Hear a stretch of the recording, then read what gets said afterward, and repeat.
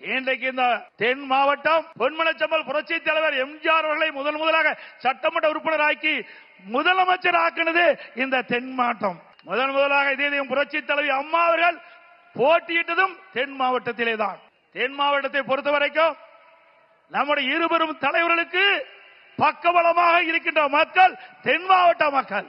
ஆகவே தென் மாவட்டத்தை பொறுத்தவரைக்கும் இன்றைக்கு தேசிய ஜனநாயக கூட்டணி பலம் பொருந்திய கூட்டணியாக அமைந்திருக்கு என்பதை இந்த நேரத்திலே தெரிவிக்க விரும்புகின்றேன். பொன்மனச்செம்மல் புரட்சி தலைவர் எம்ஜிஆர் அவர்கள் முதலாக கட்சியை தொடங்கியவுடன் முதல் தேர்தல் சந்தித்ததும் தென் மாவட்டத்திலே தான். திண்டுக்கல் நாடாளுமன்றம் முதல் வெற்றியை தென் மாவட்ட மக்கள் தான் அதிமுகவுக்கு கொடுத்தார்கள். அதேபோல் நடைபெறுகின்ற சட்டமன்ற பொது தேர்தலையும் தேசிய ஜனநாயக கூட்டணிக்கு அதிக இடங்களிலே கொடுத்து அதிமுக ஆட்சி இருக்கும் தென் மாவட்ட மக்கள் துணை நிற்பார்கள்.